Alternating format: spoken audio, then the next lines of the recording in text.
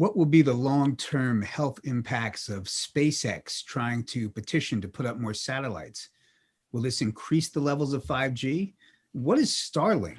From a radiation perspective, what might be the significance of low Earth orbit? What are the concerns about 5G as they relate to the Starlink network? Well, Starlink is this constellation of satellites which SpaceX are talking about. SpaceX are the company which are putting up the most satellites. The information I have is that they're planning on putting up something like 42,000 satellites. They've already put up like 1,000 of these satellites. So it's already happening. It's already taking place. And then we've got other companies like Amazon, OneWeb, and other companies which are following suit. Why? Because it's just a bonanza time for them. And there's a lot of money to be made out of this. Again, money, power, all those kind of back to these basic motivations, which are low vibration, let's put it like that. And the result of all this, well, quite frankly, we don't really know, but we are these subtle energy beings. We're living on a planet which is actually all about frequency and vibration.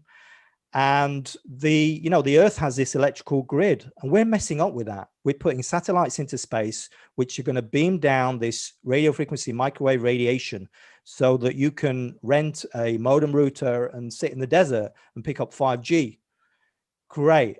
But again, it's not like there's any demand for that, or maybe there is, but it's really a question of creating the demand. And it sounds sexy and it sounds great and it sounds futuristic, and it is all that. I mean, if you present it in that way, I'm interested. But when you realize what the dangers are already, in terms of the dangers, which are very clear in terms of our health, and in terms of what it's doing to the planet, we've got studies on insects, that the insect population is being decimated around the globe, that notably the bee population is being decimated, how it affects, it prevents bees and birds navigating.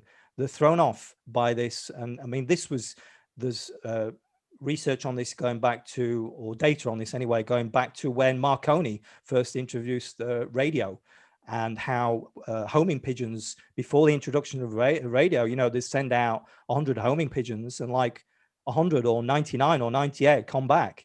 And then when the radio was introduced, it'd be like 70 come back, and this is a real concern. So it's not just us Homo sapiens, it's what it's doing to the planet, what it's doing to nature, what it's doing to plants, what it's doing to our world in just, in the most fundamental way. And that is the concern. When were the safety standards for cell phones developed? Are they effective standards for determining cell phone safety?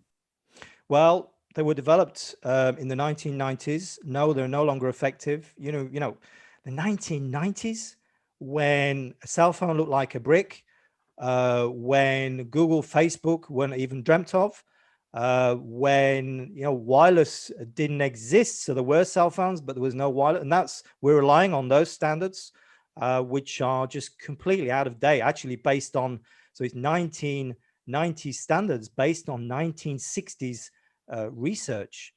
This needs to be brought up to date. We need to be looking at this, not just this thermal effect. That's all this SAR, this specific absorption rate, does, which measures the absorption of this radio frequency radiation per kilo, and they limit it at 1.6 watts per kilo. But it's frankly, in terms of our health, it does nothing to protect us. It does nothing to protect us. And we need to be looking at the adverse biological effects. We need to look at, some 21st century protection from these 21st century exposures. Why does the public persist that there is not a tie between EMF exposure and biological damage? The public couldn't give two hoots about this, really. Most people, so the public is concerned. Most people are concerned, and I'm being, I don't mean this in an offensive way. It's just, let's be realistic. You know, most people are not concerned about the adverse biological effects of cell phones or any other kind of EMF. They don't know what they are.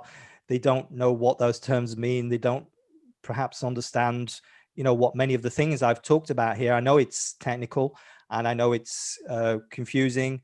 And I know that the information which has been put out by the mainstream media, what I've said here doesn't sit with that at all.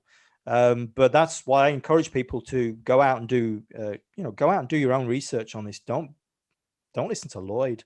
Don't take what anybody says, for granted. Do your own research, and you will find there is lots of research on this. And like powerwatch.org.uk, the Powerwatch website, like the Bioinitiative report, like the Zori Glaser archive, which is a brand new archive which has been put online by Magda Havas. Magda Havas has also got a brilliant website.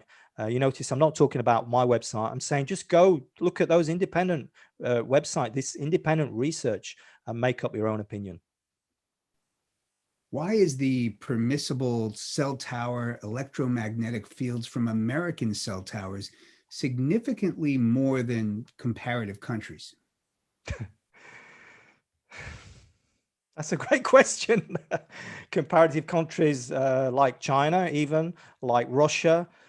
I suspect because the Russians have done way more research on these subtle effects of, this what I keep referring to as adverse biological effects, rather than just the heating effect. So the heating effect is a bit of a blunt instrument, whereas this adverse biological effects, that's all the DNA and the effects on the stem cells and the cells and the cell membranes and so on and so forth. So these countries have done more research on that, and I think it's because, I mean, I love America and I love Americans, but I think that America is kind of a victim of its own its own ideology in terms of, it seemed like the right thing to do at the time, which was back in the 1990s. You know, there's no testing which has gone on for this technology. This technology, cell phones, were brought onto the market without any safety testing before. Now, how does that work?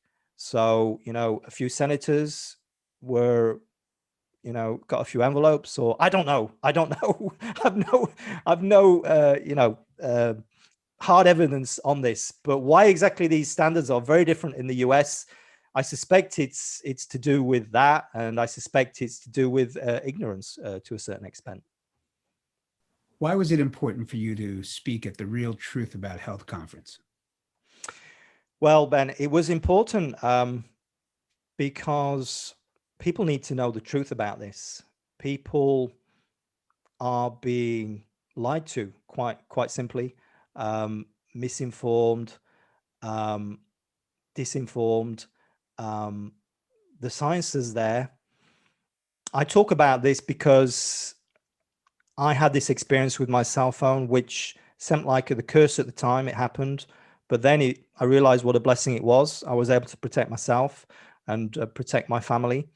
And that's why I'm thankful for your invitation to be able to share what I've learned. I don't consider myself an expert. I share what I know. And then, frankly, I'm not bothered about being an expert. I just want this message to get out on this so that people understand the dangers, so that people can make an informed decision, and so that people can protect themselves, protect their children, because there are many ways, effective ways of protecting yourself. And really, that is my focus.